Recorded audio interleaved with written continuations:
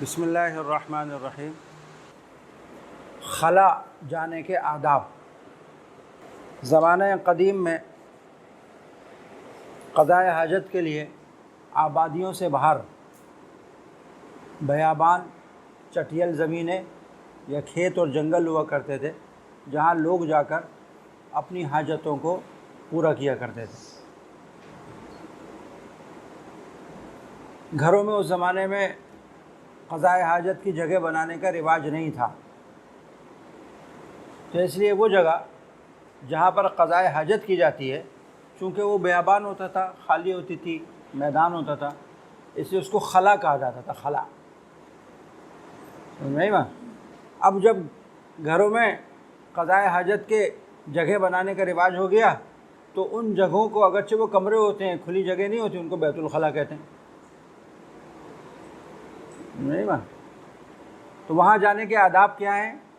ہماری دین، ہماری شریعت ایک کامل مکمل دین اور کامل مکمل شریعت ہے۔ زندگی کے ہر گوشے کے لیے، زندگی کے ہر پہلو کے لیے اس میں تعلیمات موجود ہیں، حتیٰ کہ بیت الخلا آنے جانے کی بھی تعلیمات اس میں موجود ہیں، اور صاحب مشکات نے ان احادیث کو جمع کرنے کے لیے، یہاں ذکر کرنے کے لیے باب قائم فرمایا، باب آداب الخلا۔ سمجھ میں آ گئی بات؟ اس میں پہلی حدیث ہے حضرت ابو ایوب انصاری رضی اللہ تعالیٰ عنہ کی، فرماتے ہیں کہ رسول اللہ صلی اللہ علیہ وسلم نے فرمایا، اذا اتیتم الخلا، جب تم قضاء حاجت کے لیے جاؤ، اذا اتیتم الغائط، جب تم قضاء حاجت کے لیے جاؤ، فلا تستقبلوا القبلہ ولا تستدبروها، تو قضاء حاجت کے وقت نہ قبلے کا رخ کرو، نہ قبلے کی طرف پشت کرو، ولیکن شرقوا او غربوا، لیکن مشرق یا مغرب کی طرف منہ کرو، چونکہ مدینہ منورہ کے صحابہ کرام کو خطاب ہے، اس لیے فرما رہے ہیں کہ تم جب قضاء حاجت کے لیے بیٹھو تو مشرقاً غرباً رخ کر کے بیٹھا کرو، کیونکہ وہاں پر قبلہ جو ہے وہ جنوب میں ہے، تو وہاں شمالاً جنوباً رخ نہیں کیا جائے گا، کیونکہ شمالاً جنوباً رخ کرنے سے یہ استقبال ہوگا یا استدبار ہوگا۔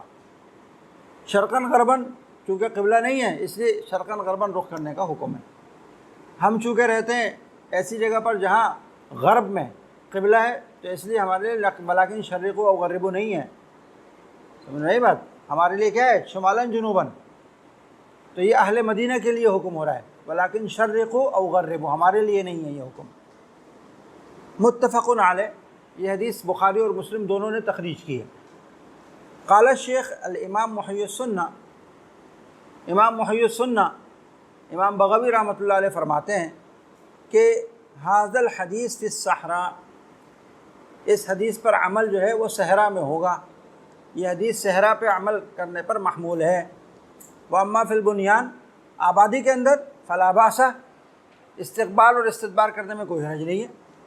لما، دلیل اس کی ہے جو روایت کیا گیا ہے حضرت عبداللہ ابن عمر رضی اللہ عنہما سے، قال، وہ فرماتے ہیں کہ ارتقیت فوق بیت حفصہ، کہ ایک دن میں اپنی بہن حضرت حفصہ کی گھر کی چھت پر چڑھا، تو لبعض حاجتی، اپنے کسی کام سے، تو فرأیت، میں نے دیکھا رسول اللہ صلی اللہ علیہ وسلم، جناب رسول اللہ صلی اللہ تعالیٰ علیہ وسلم کو، یقضی حاجتہ، آپ قضاء حاجت فرما رہے تھے، مستدبر القبلہ مستقبل الشام، آپ کا پشت قبلے کی طرف تھی اور آپ کا رخ شام کی طرف تھا۔ کہتے ہیں چونکہ اس حدیث میں نبی کریم صلی اللہ علیہ وسلم کا استدبار ثابت ہے، تو یہ بنیان کا حکم ہوگا کہ اجازت ہے مطلقاً کہ آدمی رخ کرے یا نہ کرے۔ صحرا کے اندر حضرت ابو ایوب انصاری کی حدیث ہو، یہ مسئلہ ہے استقبال و استدبار قبلہ کا، مشہور مسئلہ ہے، اور اس میں فقہا کے 8 اقوال ہیں۔ کتنے اقوال ہیں؟ 8۔ پہلا قول، یہ اقوال سمجھنے سے پہلے سمجھ لیجئے کہ استقبال اور استدبار قبلہ کی 4 صورتیں ہیں۔ نمبر 1 استقبال ہو، نمبر 2 استدبار ہو، نمبر 3 صحرا میں ہو، نمبر 4 بنیان میں ہو، آبادی میں ہو یا صحرا میں ہو، یہ 4 شکلیں بنتی ہیں۔ ان 4 شکلوں کے اعتبار سے فقہا کے 8 مذاہب ہیں اس مسئلے میں۔ پہلا مذہب وہ یہ ہے کہ استقبال اور استدبار دونوں، صحرا اور بنیان دونوں میں مطلقاً ناجائز ہے۔ استقبال استدبار دونوں ناجائز، صحرا اور بنیان دونوں جگہ ناجائز، گویا استقبال اور استدبار مطلقاً ناجائز ہے۔ یہ مذہب جمہور صحابہ، تابعین اور امام اعظم رحمۃ اللہ علیہ کا، اور امام احمد کی بھی ایک روایت یہی ہے۔ جمہور صحابہ تابعین کا یہی مذہب ہے، اور امام اعظم کا بھی یہی مذہب ہے، اور امام احمد کی ایک روایت ہے۔ دوسرا مذہب ہے مطلقاً جائز ہے، استقبال بھی جائز، استدبار بھی جائز، صحرا میں بھی جائز، بنیان میں بھی جائز۔ یہ مذہب ہے داؤد ظاہری اور ربیعۃ الرائے، امام ربیعۃ الرائے جو امام مالک کے استاد ہیں ان کا، اور داؤد ظاہری کا۔ تیسرا مذہب ہے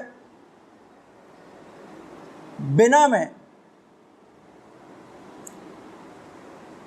تیسرا مذہب ہے استقبال ناجائز ہے اور استدبار جائز ہے مطلقاً۔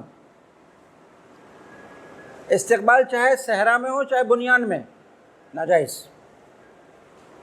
استدبار چاہے صحرا میں ہو چاہے بنیان میں یہ جائز ہے۔ بات سمجھ گئے؟ تیسرا مذہب سمجھ میں آ گیا؟ استقبال کی اجازت ہے مطلقاً، استدبار کی اجازت ہے مطلقاً، استقبال کی اجازت نہیں ہے۔ یہ امام احمد اور امام اعظم کی ایک ایک روایت ہے۔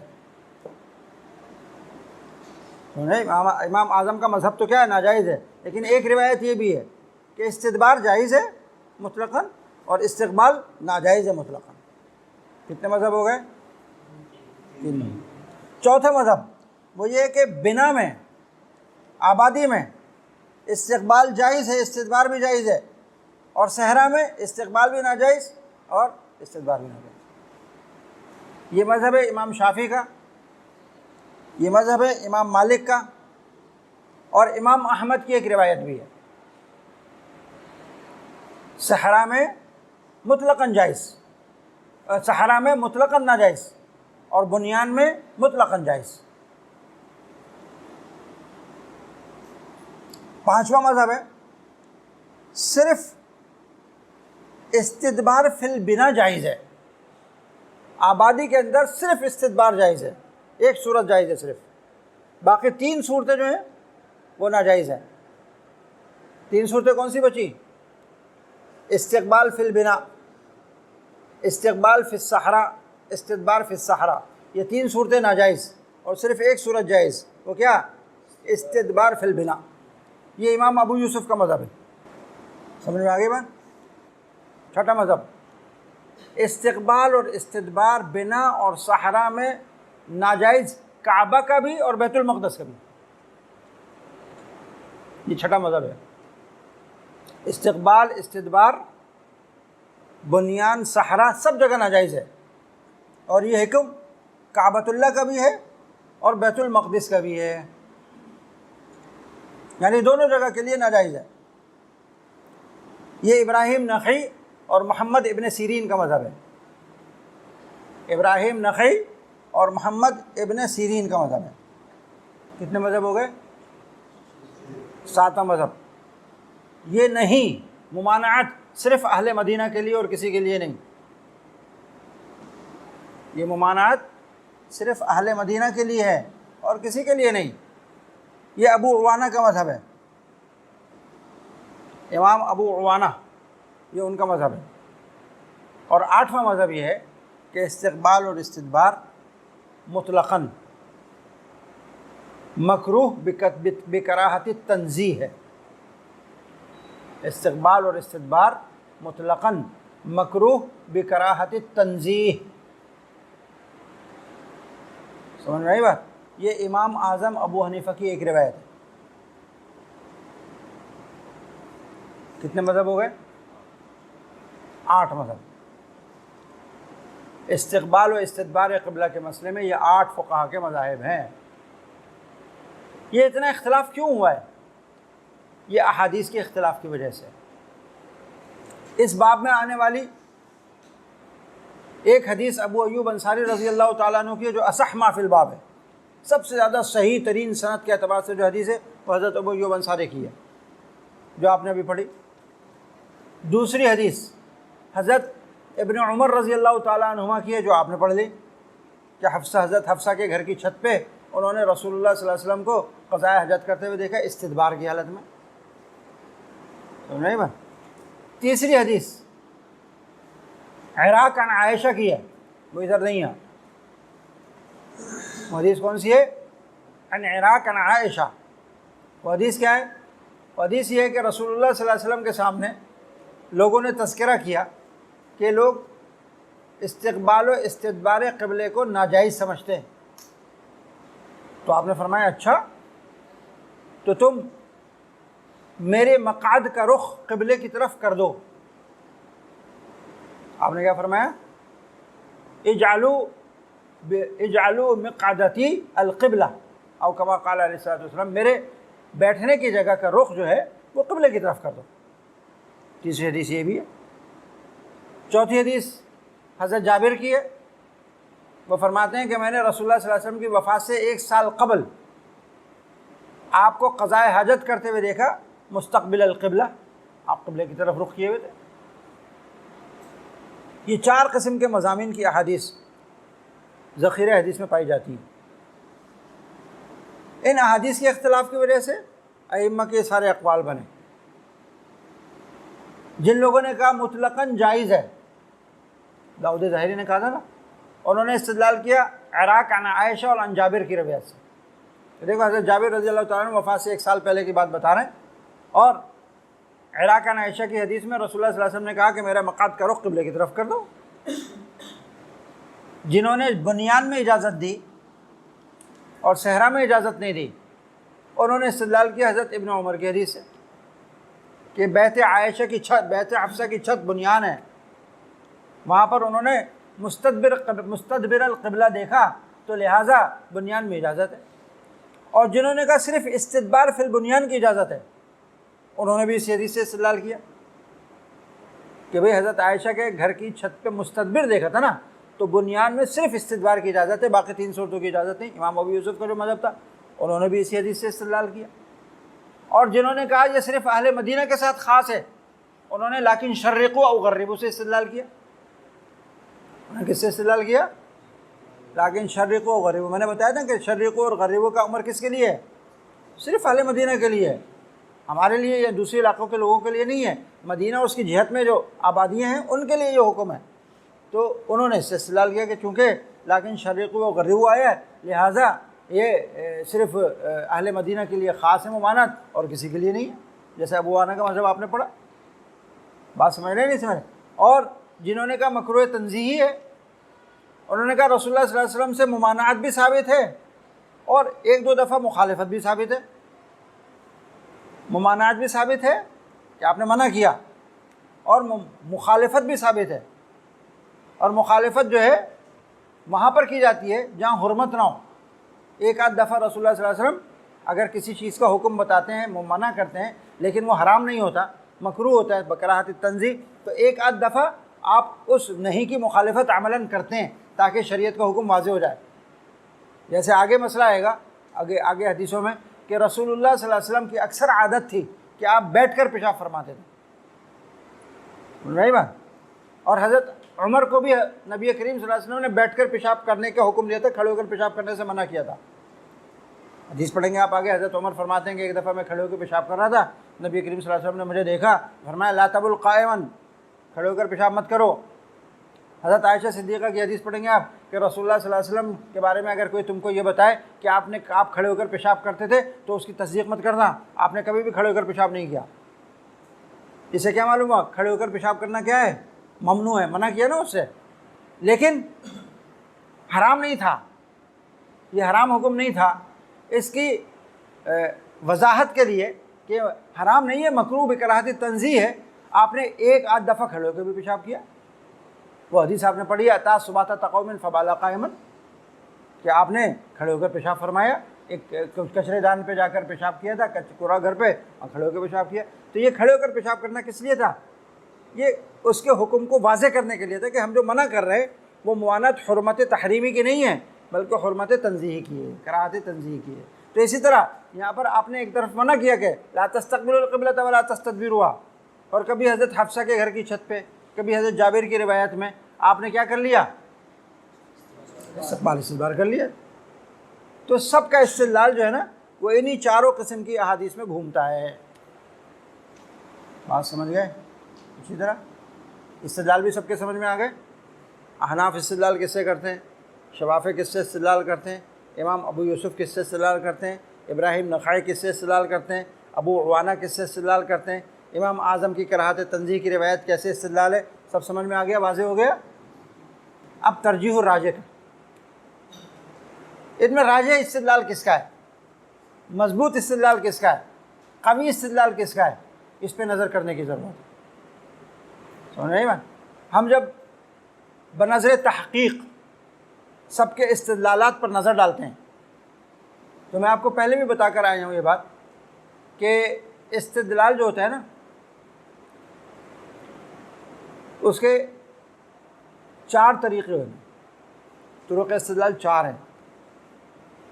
استدلال کرنا ہے ایسی دلیل سے جو قطعی الثبوت اور قطعی الدلالہ ہے، استدلال کر رہے ہیں ایسی حدیث سے جو قطعی الثبوت ظنی الدلالہ ہے، استدلال کر رہے ہیں ایسی حدیث سے جو ظنی الثبوت قطعی الدلالہ ہے، اور استدلال کر رہے ہیں ایسی دلیل سے جو ظنی الثبوت ظنی الدلالہ ہے۔ میں نے آپ کو بتایا تھا کہ پہلی قسم سے فرض ثابت ہوتا ہے، دوسری اور تیسری قسم سے واجب اور سنت مؤکدہ ثابت ہوتا ہے، اور تیسری قسم سے کیا ثابت ہوتا ہے؟ سنت یا مستحب، سنت غیر مؤکدہ اور مستحب ثابت ہوتا ہے۔ یہ بتایا تھا آپ کو میں نے۔ تو گویا دلائل کی 2 قسمیں ہو گئیں جن سے استدلال کیا جاتا ہے۔ اب اس کے 2 قسمیں ہیں، ایک ثبوت کے اعتبار سے اس کی حیثیت کیا ہے یہ دیکھا جائے گا، سند کیسی ہے، ثبوت، قطعی ثبوت، ظنی ثبوت کا نام ہے، ثبوت کے اعتبار سے دلیل کا جائزہ لیا جائے گا، وہ کس درجے کی دلیل ہے، اور دوسرے اس کی اپنے مدلول پر دلالت کس درجے کی ہے۔ سمجھ رہے ہیں بات؟ ان دونوں چیزوں کو دیکھا جائے گا کہ ثبوت اس کا کیسا ہے اور اب مدلول پر دلالت کیسی ہے۔ اس میں جو حدیث جس کی دلیل سب سے زیادہ پوری اترے گی اس کو ترجیح ہوگی، اور جس کی دلیل کسی ایک صورت پہ نہیں اترے گی یا اس میں کمی ہوگی تو وہ مرجوح ہوگی۔ سمجھ گئے نہیں سمجھے؟ مسئلہ کیا ہے؟ استقبال اور استدبار قبلہ، دونوں مسئلے ہیں، استقبال اور استدبار قبلہ، مسئلہ یہ ہے۔ اب ہم نے پہلے دیکھی حضرت ابو ایوب انصاری کی حدیث۔ حضرت ابو ایوب انصاری کی حدیث سند کے اعتبار سے اس باب کی سب سے صحیح ترین حدیث ہے، اس سے زیادہ صحیح حدیث کوئی ہے ہی نہیں۔ اس کو کہتے ہیں اصح ما فی الباب، اس کو کیا کہتے ہیں؟ اصح ما فی الباب۔ تو ثبوت کے اعتبار سے تو سب سے اعلیٰ درجے کی حدیث کون سی ہوئی؟ حضرت ابو ایوب انصاری کی۔ دوسرے درجے کی حدیث ہے ثبوت کے اعتبار سے حضرت ابن عمر کی، یہ اصح ما فی الباب نہیں ہے لیکن صحیح ہے، یہ اصح ما فی الباب نہیں ہے لیکن کیا ہے؟ صحیح ہے۔ سمجھ رہے ہیں؟ تیسرے درجے کی احادیث جو آتی ہیں وہ آتی ہیں حدیث جابر اور حدیث عراق، یہ صحیح نہیں ہے، یہ حدیث سند کے اعتبار سے کیا ہیں؟ صحیح نہیں ہے، منقطع ہیں، ناقابل استدلال ہیں، ان سے استدلال نہیں کیا جا سکتا۔ یہ سند کے اعتبار سے جائزہ ہو گیا حدیثوں کا۔ اب مدلول پر دلالت کے اعتبار سے جائزہ دیکھو، سب سے زیادہ اپنے مدلول پر بغیر کسی احتمال کے دلالت کرنے والی، جس کو کہتے ہیں قطعی الدلالہ، اس میں کوئی احتمال نہیں ہے، وہ حضرت ابو ایوب انصاری کی حدیث ہے۔ آپ بتاؤ اس میں کوئی احتمال نکلتا ہے؟ آپ نے فرمایا لا تستقبلوا القبلۃ ولا تستدبروها، اس میں کوئی احتمال ہے؟ کوئی بنیان کا، کوئی صحرا کا، کسی کا کوئی احتمال ہے؟ سب صورتوں پر صادق آ رہا ہے، نہیں آ رہا؟ پھر یہ امر کلی کا حکم دیا جا رہا ہے، قانون شرعی بتایا جا رہا ہے نا، اس میں کوئی اور احتمال ہے اس کے علاوہ؟ قانون شرعی کے علاوہ کوئی اور احتمال ہے اس میں؟ تو یہ محتمل الدلالہ نہیں ہے، یہ محکم الدلالہ ہے، دلالت کے اعتبار سے یہ حدیث سب سے زیادہ محکم ہے۔ آئیے دوسرے نمبر پر حضرت ابن عمر کی حدیث۔ حضرت ابن عمر کی حدیث محکم الدلالہ نہیں ہے، وہ محتمل الدلالہ ہے۔ کیا ہے محتمل الدلالہ؟ اس میں بہت سارے احتمالات ہیں۔ پہلا احتمال یہ ہے اس کے اندر کہ رسول اللہ صلی اللہ علیہ وسلم جو حضرت حفصہ کے گھر کے اوپر قضائے حاجت فرما رہے تھے چھت کے اوپر، آپ بیٹھے تو تھے شرقاً غرباً، لیکن جیسے کسی کے اوپر آنے کی آہٹ سنی تو تستر کے لیے آپ نے چہرہ پھیرا، رخ پھیرا، تو حضرت ابن عمر کی نظر پڑی تو اس وقت آپ کیا ہو گئے تھے؟ مستدبر قبلہ ہو گئے تھے۔ احتمال ہے اس کا؟ نہیں ہے نا احتمال اس کا کہ ایسا ہوا ہو؟ نمبر 2، دوسرا احتمال، رسول اللہ صلی اللہ علیہ وسلم کے لیے یہ ممانعت نہیں ہے، کیونکہ آپ کا جسد اطہر کعبۃ اللہ سے بھی زیادہ افضل ہے۔ یہ مسلمہ قاعدہ ہے، یہ عقیدہ ہے اہل السنت والجماعہ کا کہ رسول اللہ صلی اللہ علیہ وسلم کا جسد اطہر جو ہے وہ کعبۃ اللہ سے زیادہ افضل ہے۔ تو افضل اگر اس کے جسم کا کوئی حصہ رخ کرے مفضول کی طرف، اس میں کوئی ممانعت ہے؟ تو یہ ممانعت آپ کے لیے نہیں تھی، یہ کس کے لیے تھی؟ ساری امت کے لیے تھی، آپ کے لیے نہیں تھی۔ آپ اگر استقبال و استدبار کر رہے ہیں کہیں پہ تو یہ آپ کی خصوصیت ہو۔ احتمال ہے نہیں اس کا؟ بتاؤ، احتمال ہے نہیں اس میں کہ یہ آپ کی خصوصیت ہوگی کہ آپ استقبال فرما رہے ہیں یا استدبار فرما رہے ہیں، آپ کے لیے جائز ہے، اجازت ہے، کیونکہ آپ کا جسد اطہر تو کعبۃ اللہ سے بھی زیادہ افضل ہے۔ اس کا بھی احتمال ہے، سمجھ رہے بات؟ تو جب یہ احتمالات ہیں، اور حدیث ابو ایوب میں کوئی احتمال ہے؟ کوئی احتمال نہیں ہے، وہ قاعدہ کلیہ، قانون کلی کو بتا رہا ہے۔ تو اس لیے دلالت کے اعتبار سے بھی سب سے زیادہ مضبوط دلیل حدیث کون سی ہے؟ ابو ایوب انصاری کی۔ تو جب ترجیح کے اعتبار سے دلائل کا جائزہ لیتے ہیں تو ہمیں سب سے زیادہ مضبوط سند کے اعتبار سے اصح اور دلالت کے اعتبار سے محکم جو ملتی ہے وہ حضرت ابو ایوب انصاری کے حدیث میں۔ اسی لیے حضرت امام اعظم ابو حنیفہ رحمۃ اللہ علیہ نے اپنے مسلک کی بنیاد وہ ابو ایوب انصاری کی حدیث پر رکھی، اور کیا فرمایا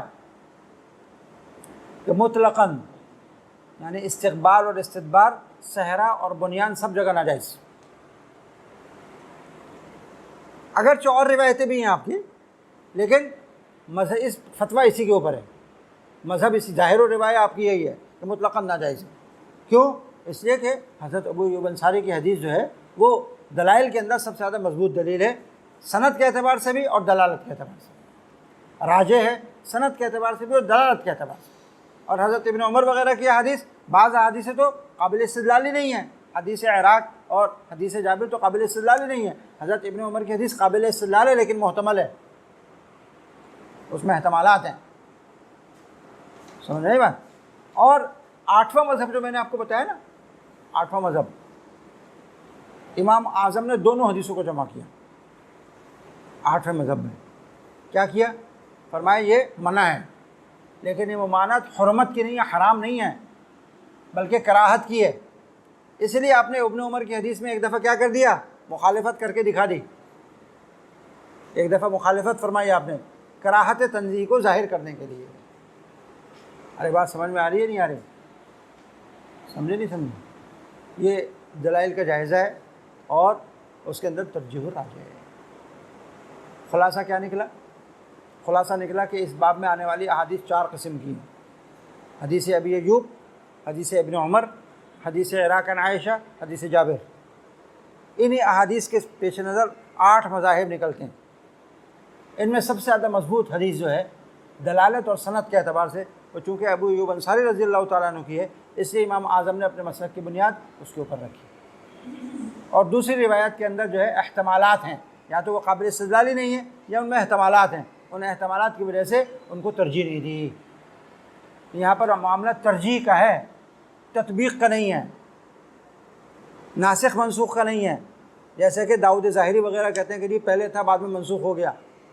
داؤد ظاہری مطلقاً اجازت دیتے ہیں نا، کہتے ہیں ناسخ منسوخ کا معاملہ، اور وہ اصح کو ضعیف سے منسوخ قرار دیتے ہیں۔ حدیث اصح کو حدیث ضعیف سے کیا قرار دے رہے ہیں؟ منسوخ، جو بالکل غلط بات ہے، اصول کے خلاف ہے۔ تو اس لیے نہ یہ ناسخ منسوخ کا معاملہ ہے، نہ یہ تطبیق کا معاملہ ہے، بلکہ کس کا معاملہ ہے؟ ترجیح کا۔ اور ترجیح میں جب ہم دیکھتے ہیں تو دلائل میں ابو ایوب انصاری کی دلیل کو، حدیث کو، تمام دلائل کے اوپر، تمام احادیث کے اوپر ترجیح حاصل ہے، ثبوت کے اعتبار سے بھی اور دلالت کے اعتبار سے بھی۔ بات سمجھ میں آ گئی؟ او ان نستنجی بالیمین، اس سے بھی ہمیں منع فرمایا کہ ہم داہنے ہاتھ سے استنجا کریں، داہنے ہاتھ سے استنجا کرنے سے منع فرمایا۔ اس کی تشریح سمجھ لیجئے۔ داہنا ہاتھ، ایک حدیث کے اندر آپ نے اس کی وضاحت بھی فرمائی کہ داہنا ہاتھ یہ کرامت والے کاموں کے لیے اللہ تعالیٰ نے بنایا ہے، تو اس سے نجاست والے کام مت کرو، مت لو، یعنی اس کو استنجا میں استعمال مت کرو۔ فقہا نے لکھا کہ داہنے ہاتھ سے استنجا کی ممانعت کا مطلب یہ ہے کہ داہنے ہاتھ سے استنجا کرتے وقت ذکر کو بھی نہ پکڑو اور حجر کو بھی نہیں پکڑو۔ حجر سے استنجا جب ہوتا ہے، ڈھیلے سے جب استنجا ہوتا ہے، تو داہنے ہاتھ سے نہ ذکر کو چھوؤ نہ حجر کو پکڑو۔ دونوں کام کس سے کرو؟ بائیں ہاتھ سے کرو۔ اب سوال پیدا ہوتا ہے دونوں کام بائیں ہاتھ سے کیسے ہو سکتے ہیں؟ دیکھو شریعت ہماری کیسی کامل مکمل شریعت ہے، ایک ایک جزی کے اوپر کلام کیا فقہا نے، اللہ ان کو جزائے خیر دے۔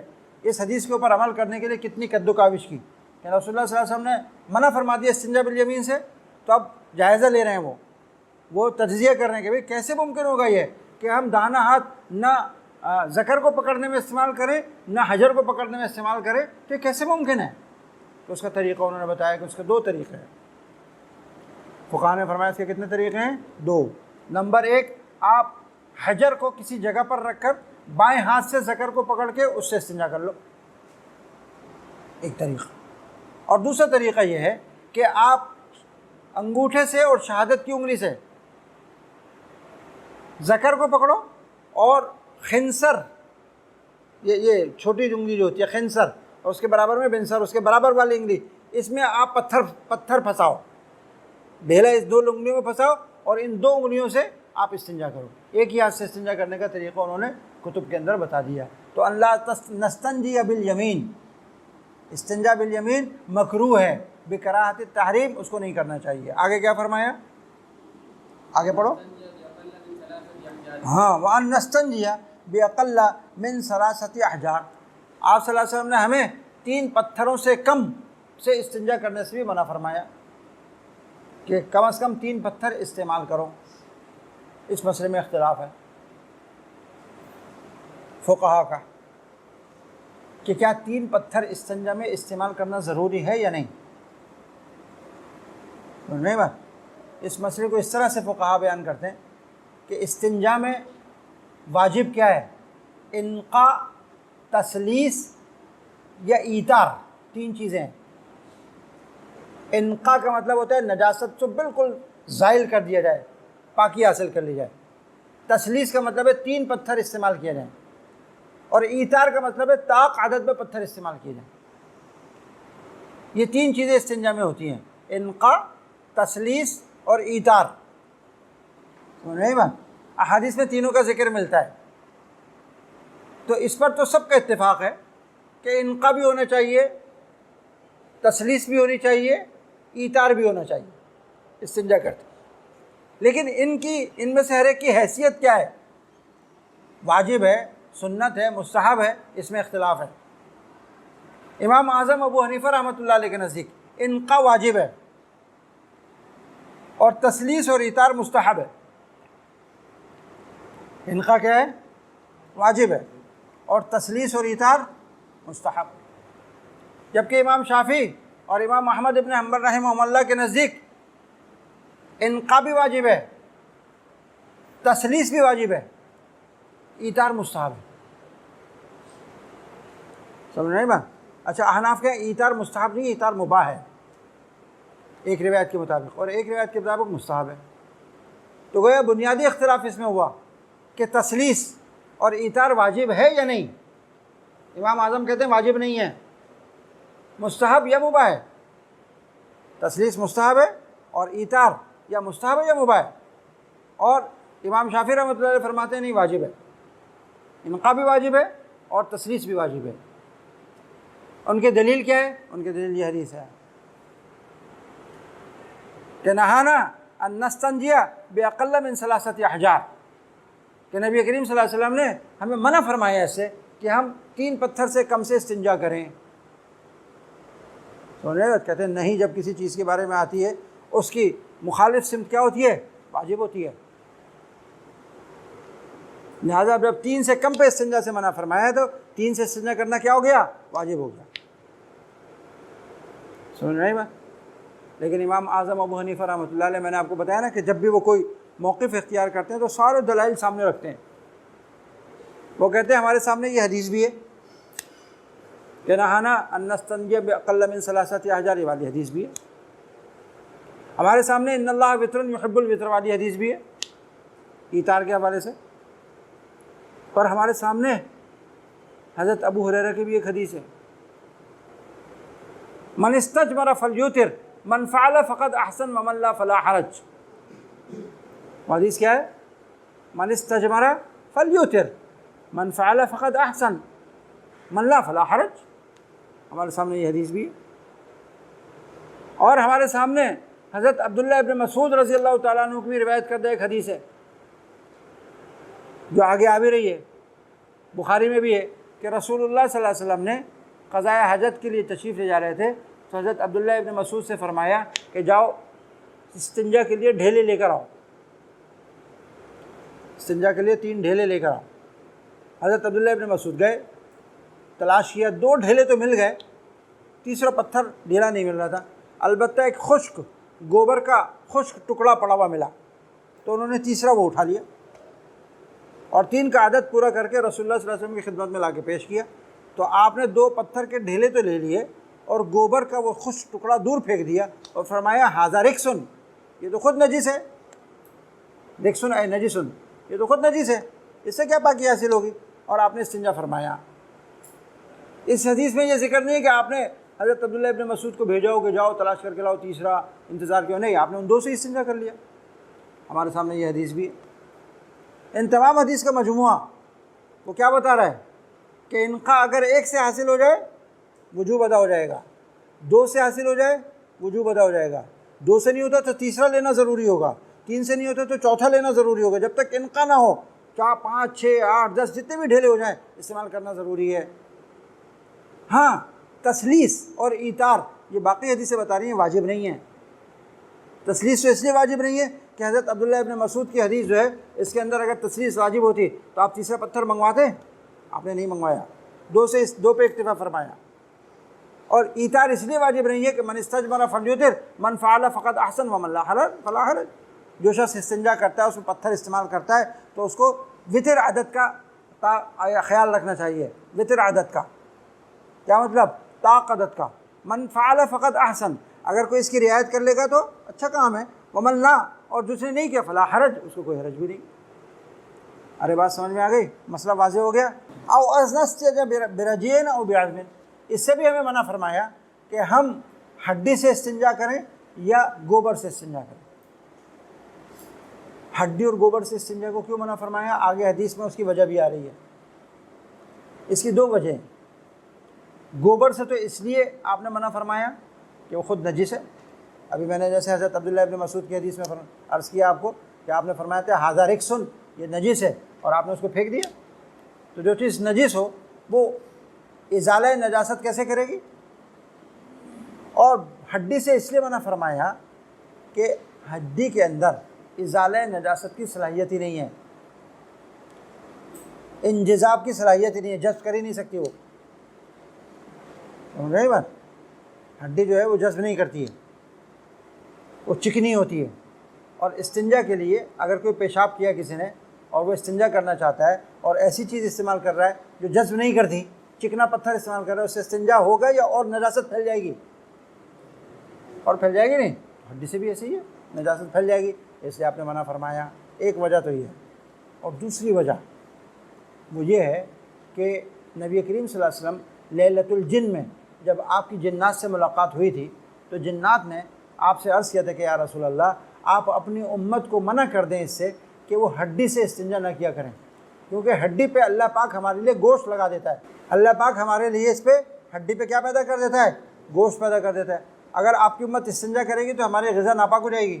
آپ منع کر دیں. اور ہمارے چوپایوں کے لیے اللہ پاک آپ کے چوپایوں کے گوبر میں غذا پیدا کر دیتا ہے، ہمارے چوپائے اس سے غذا کھاتے ہیں، تو ان کی غذا کو بھی نجاست سے آلودہ نہیں ہونا چاہیے، تو اس لیے آپ اپنی امت کو منع کر دیں کہ گوبر سے بھی استنجا نہ کیا کریں۔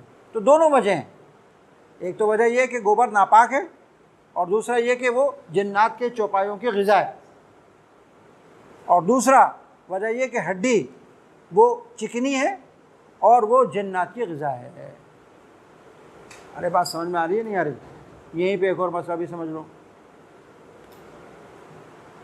استنجا کرنے کے لیے آج کل جو ہے ٹیشو پیپر استعمال ہوتا ہے۔ استنجا کرنے کے لیے آج کل کیا استعمال ہوتا ہے؟ استنجا کا کاغذ، ٹیشو پیپر، اس کو عربی میں کہتے ہیں ورقۃ الاستنجا۔ اس سے استنجا کرنا جائز ہے یا نہیں؟ سوال پیدا ہوتا ہے، اس سے استنجا کرنا جائز ہے یا نہیں؟ متاخرین مفتی حضرات نے فتویٰ دیا کہ جائز ہے، اس سے استنجا کرنا کیا ہے؟ جائز۔